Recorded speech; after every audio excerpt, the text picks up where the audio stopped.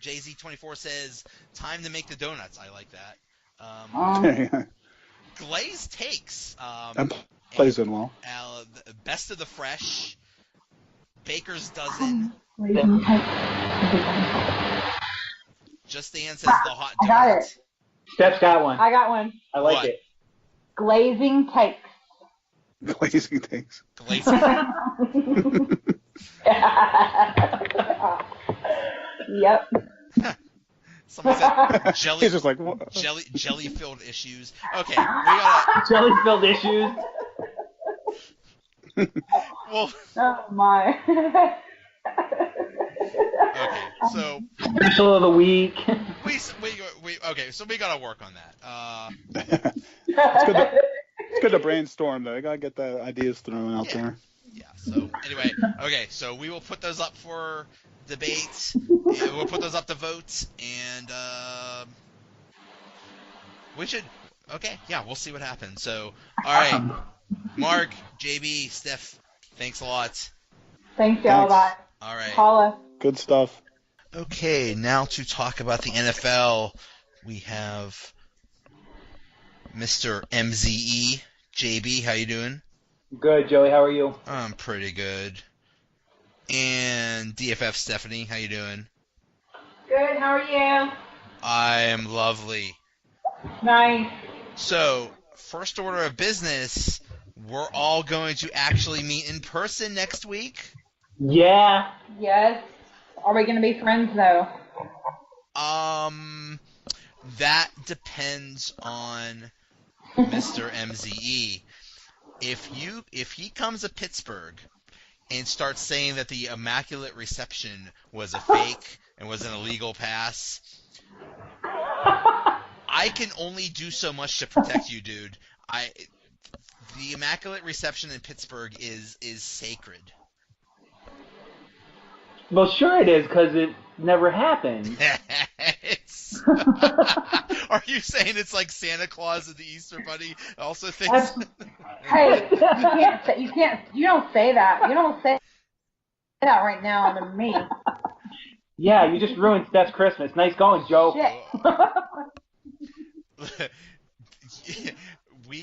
It is. Yeah. Well, I mean, Easter, Christmas, and the day of the Immaculate Reception are major holidays in Pittsburgh. So, hey, you think what you want. Go ahead, think it was illegal or fake or whatever.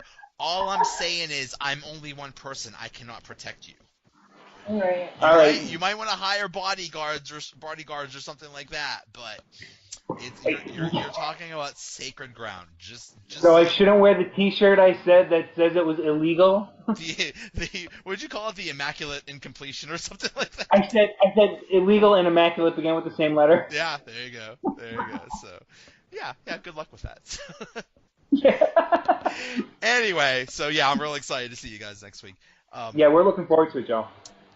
I'm gonna try to maybe get a microphone and maybe we could do a live version. That would be awesome. Podcast or something like that. Yeah, that'd be great. But I gotta get a microphone of some kind. So get a Mr. Microphone if you need one. I was just going to say that, Mr. Microphone. Hey, good looking. I'll come back to pick you up later. That'd be awesome. I'm gonna leave you two alone.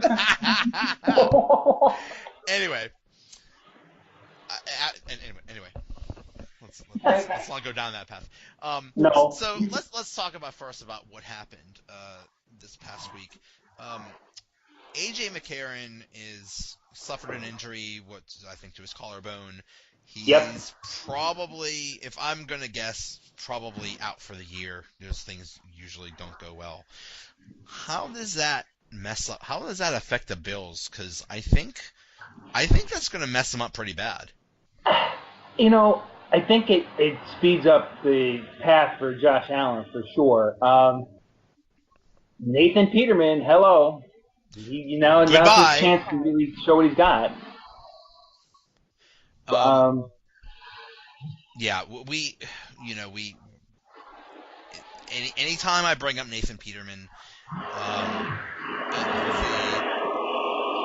people, Bills fans say, he's overcome that horrible game from last year, and that he's actually going to be okay.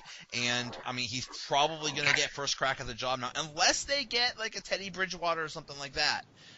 But I don't know. I don't know how that's all going to shake out, or maybe they'll just throw Josh Allen in there. I don't know, but if the Bills had any shot of trying to make the playoffs or trying to be good this year, losing A.J. McCarron is a pretty big blow. I still think Allen can do the job. I watched him again yesterday. Really like his pocket presence. Kid keeps plays alive. Threw a BB to Streeter. I mean, it was a rope. Got a strong arm. I don't think he's that big a drop-off from McCarron. I told you, I never really got McCarron anyway. So I think Allen can actually get that team some wins. I really do. I think they could still be playoff contenders with Allen. Yeah, I mean, rookie quarterbacks are just such a crapshoot. You don't know. Right. I mean, I'm just thinking of the Cleveland Browns and every poor rookie quarterback they threw out there, and then they ended up becoming a bartender in Poughkeepsie or something like that. And right. So I just it's such a crapshoot. Maybe you do that. Maybe you just throw Allen out there and just say, okay, well, you're going to struggle a little bit, but eventually you're going to catch on, and then maybe later in the year you'll be good. Who knows? We'll see how that all shakes out. Another big story I saw was Josh Gordon, I guess, is back. Is actually now with the Browns. Yep. Training camp.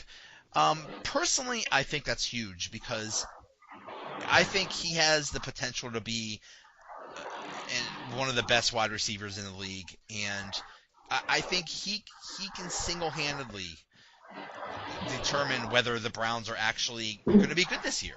That's what I think of him. What do you think? Wow, to put it all on Josh Gordon, that's a big statement. They really need a running game, Joe. They got to find somebody. They got to pick a guy that they can count on in the backfield. They haven't had that in a while. But Josh Gordon being the success of the team, that's an interesting thought. I mean, he's really good. He could open up things for Landry as well when he's out there. So not totally off base with that comment or that statement. Gives the Mayfield someone to look for if Mayfield ends up being the starter. And right now, it looks like he's neck and neck with Tyrod Taylor. For hold that on. job. Is it? Hold on. That's the whole controversy of the week. Is it Tyrod or Tyrod? I don't even know. I don't think he knows. I don't think his mama knows at this point. Or is it Taylor or Tuller? I don't know that either. Yeah. So. I think we need to just put it all in a fishbowl and pull up a number you get. I guess it's a bad time to announce that you've all been pronouncing my name wrong. My name is actually Jai. Oh, shit. Jai. Well, my name. And this is a bad time to announce it. You're Stephanie. My name is you're Stephanie. No, I'm Stephane. I think you're Stephanie. It's Stephane. It's Stephane. And it's A-I-N-E, Stephane. Yeah. So everybody in America needs to know they've been saying my name wrong this whole time. And Muck Zummer's heirs. No, I am Batman. Come on now. Well, then you'd be Buttman.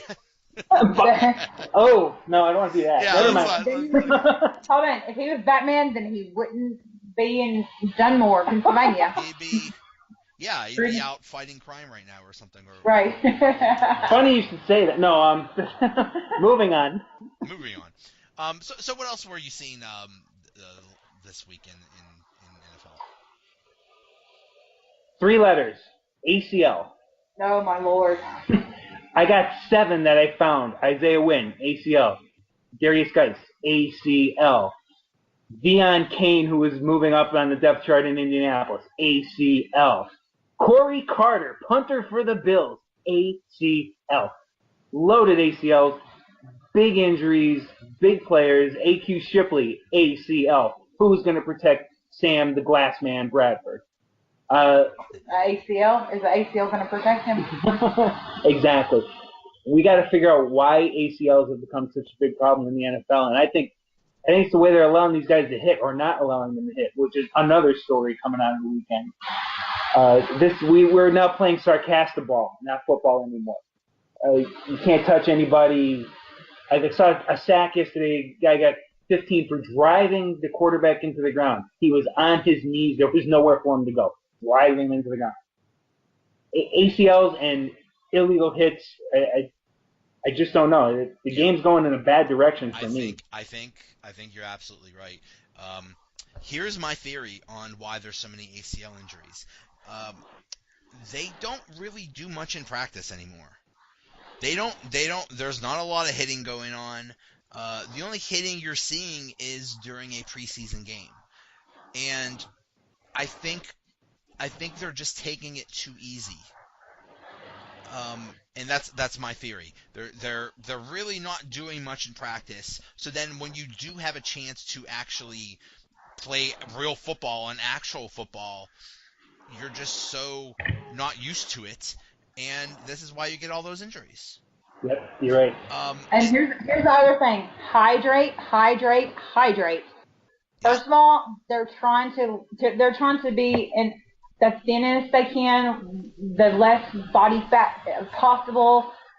Hydrate. That's all I have to say about it. Like, from a training perspective, because I've been in training, I've done UFC, and I've been in the whole training my whole entire life with the athletics and stuff. Like, that's what happens. You have to hydrate, you have to stretch, and you have to be prepared. And yes, you're correct. In practice, they're not getting hit like normal on-field real-time plays like in games. That's why they're getting injured. Bottom line, plain and simple. No joke. When you kept saying hydrate, I reached for a glass of water. So oh, did you? That was a subliminal suggestion. Fitness coach up in here if you need me. Just let me know. Yeah. As far as the hitting. I think I need to do yoga. Maybe yoga or like some Pilates. Like, like make these boys do something different. Just like I said, I was an athlete my whole entire life, and I know firsthand.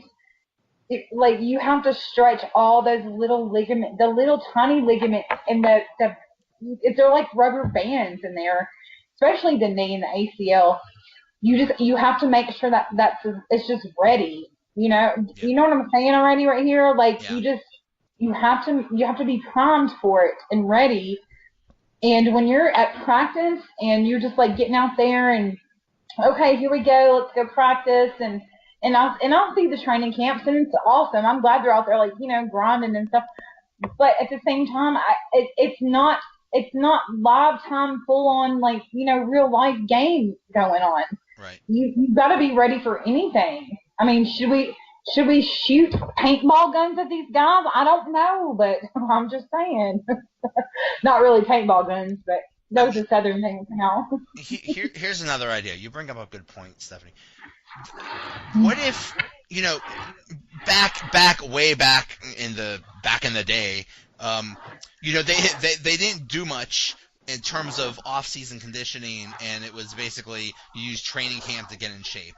And now we know that basically they are, working out all year, building muscle like crazy. What if they're building up too much muscle? What if they're building the wrong kind of muscle and not, focusing on stretching and flexibility and things like that? So exactly, that's my point to this. Like, you have to be flexible and like, imagine a rubber band when it's brand new and out of the box, and it's like one of those little rubber bands that you have to stretch out a little bit to fit around the paper that you need to go on or whatever. Think about your ligaments and tendons exactly like that. It's going to take time to build it up to the level that you need it.